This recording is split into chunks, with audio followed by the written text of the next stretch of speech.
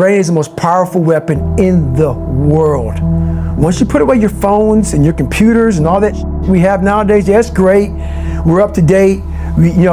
But your brain is the only thing you have when you're going through depression, when you're going through hard times, when you're going through death, real life You can't Google that, man. You're alone. You're alone. You may have a shrink you're going to, you may have a best friend you're going to, but there's 24 hours in the day where you're alone in this brain, and your brain is talking to you in all kinds of ways, and it wants to control you and pull you in these different pockets. If you can't control your own brain and your brain controls you, you got to tell your brain where you want to go and how you want to go and how you want to get there. You got to control it.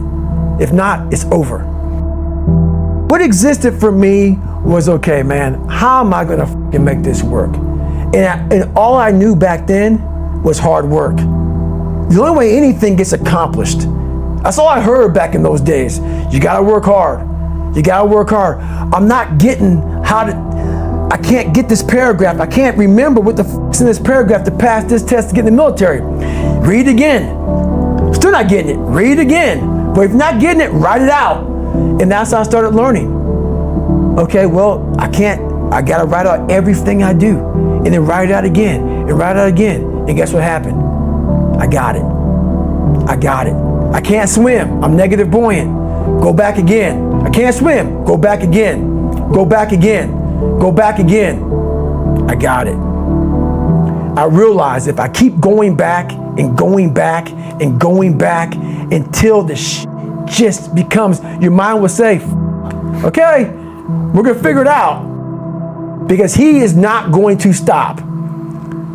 It's not like I'm gonna try one more time. No, it's just like alarm clock goes off, boop, we're going back. I can't read right, we're going back.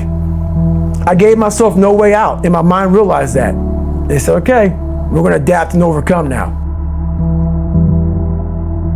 Like a lot of people say, trying hard. Your mind knows, man. It knows this guy's bullshitting me, man. This guy's lying. There's no truth behind it. When I was in Navy SEAL training, people go, how were you there for 18 months? The program was only 6 months long. You were in 3 hell weeks in 1 year. No one's ever done that. How did you do that? I talk about the new norm.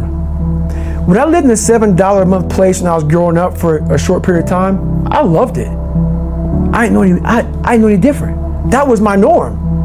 Once we moved out of that place, we moved to a $236 a month place. I was like, I never want to go back to that little piece of shit.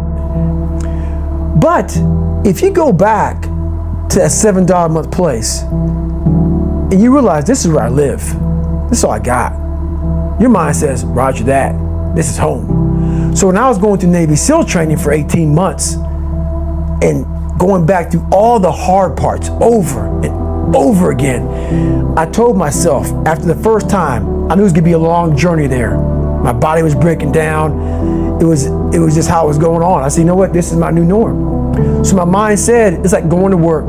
Like you go to work, you put your suit and tie on, I go into suffering every day.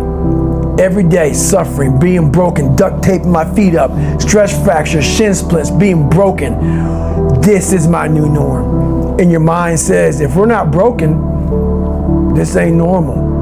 We gotta be broken. So then your mind starts to get tougher and tougher and more callous. People go, how did you run on broken feet? Broken shins. My mind knew this is how we operate. We're in Navy SEAL training. This is what we are. I became hell.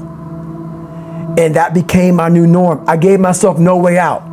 There was nothing outside these walls of hell. Nothing. I loved God, but for a short period of time, I became the devil, because that was hell. I became the boss, the owner, the CEO of Navy SEAL training. That was my mindset. And that's how you get through things. You immerse yourself in wherever it is, and you become that. You become that and give yourself no way out. When I was 297 pounds and I was fat as hell trying to be a Navy SEAL, the scariest thing in the world to me, even to this day, was that could have been the rest of my life. I thought then I was trying hard. That's the scariest thing in the world. I thought then 297 pound, working for Ecolab, spraying for cockroaches, making $1,000 a month. I thought that was me at my 100% potential. Come to find out, a few years later, I wasn't anywhere near that. 106 pounds less, graduated Navy SEAL training, went on to do all these other things. Looking back on that, that was me trying hard. That's why people gotta understand what is in us. We have no idea until we start trying hard. And I mean really trying hard, where you're obsessed with, hey, this is my new norm. My new norm is that, wow, this isn't always fun. It's not always meant to be fun. And that's when you know you're trying hard. People hear my story and think this guy is sadistic. I realized how the brain works. I figured out how the brain works. I'm a scared kid, and that's what gives me so much power. I had no foundation, and I built this off of just researching the mind. The feeling you get is basically invincibility. You realize that you can't do it all the time. When you need to do it, I know I can go to a place that I can live in. And when you know that you can run on broken legs, and you can do certain things that a lot of people can do, but they're not willing to do, this power, this sympathetic nervous system of fight or flight, and you're fighting, it gives you this charge of energy of when you're sitting there at 3:30, 4 o'clock in the morning, and you're duct taping your feet up because they're broken, and you're doing it by yourself, and you're going through arguably one of the hardest training in the world. And these guys, most of them are healthy, and you're going through it broken, and you're already at a disadvantage, but you're still there. You can feed into that and tap into that for a lot of power. But if you look at it, well, I'm broken, man. I'm not gonna make it. But if you look at it as, man, I'm broken and I'm still here, and I'm fighting, and I'm gonna find a way to get through this, because I have no other place to go. It gives you a lot of power. When things start to suck really, really bad, my brain and a lot of people's brain, they don't go to your dad beating you up. Your brain says, we gotta get the out of here. This is miserable. So anger goes away a lot of times when you're suffering, because your brain just says, we gotta run, we gotta go. So that anger is not popping up saying, oh, I'm gonna show them, I'm gonna show those people. No, there has to be a much deeper, when I say deeper, it has to be down to mineral soil. It has to be down to that nice mineral soil where nothing can burn. You can't burn dirt. So it has to be down that low, that literally is something in you that's at the core of your soul. But you don't find it unless you spend a lot of time with what you want to be in life. I can't give that to you. Right. You can't give it to somebody. When you find your true passion in life, and my passion for me when like, oh, I want to be, I don't give a Navy SEALs, Army, I don't give a shit. I want to serve my country. I want to be someone that I'm proud of.